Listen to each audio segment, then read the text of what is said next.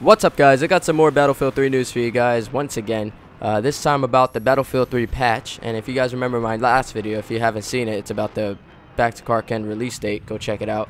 The last video I was describing that the Battlefield 3 patch might be coming around the time of the Back to KARKAND release. Well, I was wrong, and I'm glad that I was wrong because it's coming out tomorrow.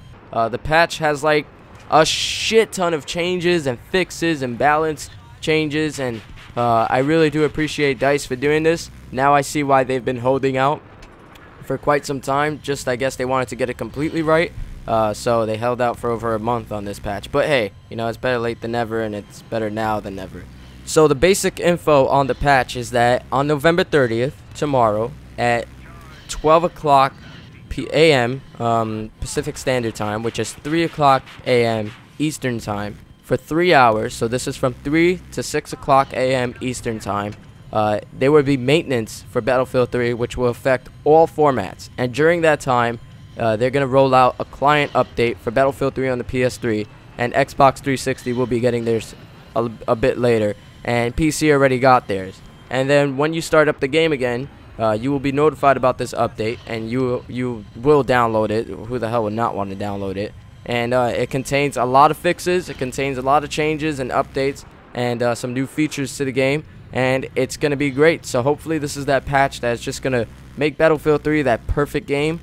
So I pointed out, well, not pointed out, I like kind of singled out the certain fixes that are most important to me. And the first and foremost most important fix to me is significant improvements to the squad join interface, which basically means they are fixing the squad system.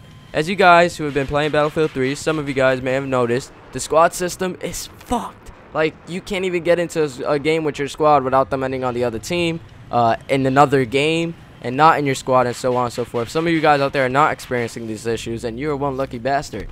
But for me, I just couldn't. I tried every trick, and it wouldn't work, so now they're fixing it.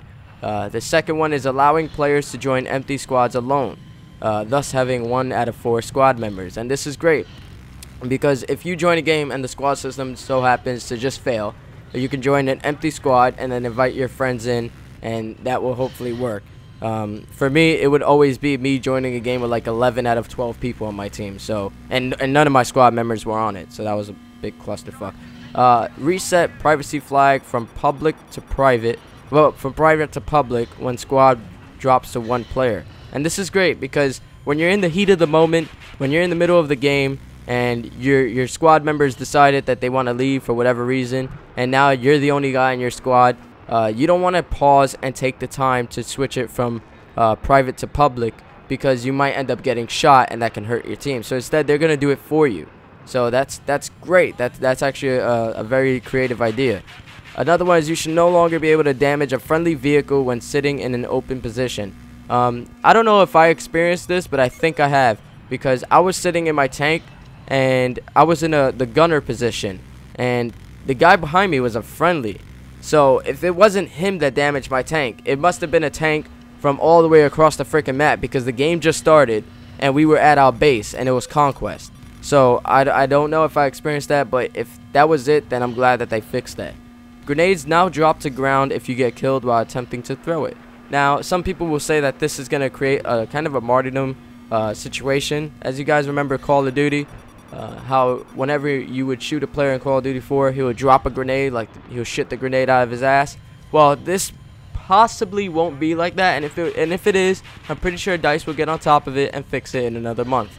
No, I'm just kidding. You know. But the next one is fix that sometimes you will be stuck on a black screen when kicked from servers. I experienced this way too much.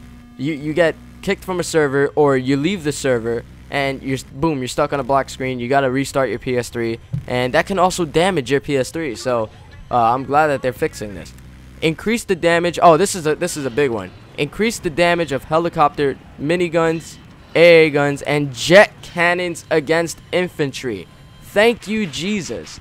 I'm a jet pilot in Battlefield 3. I love flying the jets. I'm not going to say that I'm like Maverick in it, because I'm a pretty decent flyer, but I love flying the jets because I just love I love airplanes. And I hated it when guys with stingers would lock onto me, and you know, I would have to do my maneuvers and everything like that, but they can keep on locking onto me. but my cannon was completely useless against them.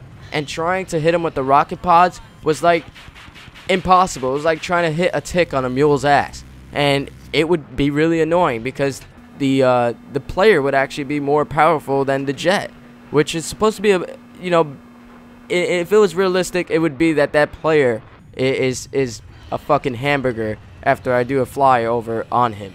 But for balancing purposes, it's supposed to be that they're on the same par. So hopefully this is going to do that for me. The next one is increased damage of helicopter miniguns against jeeps. Now, I'm not really, you know, on the helicopters a lot. So I guess this is great for the helicopter players. I don't even know why I included this in my top patch fix. I really don't.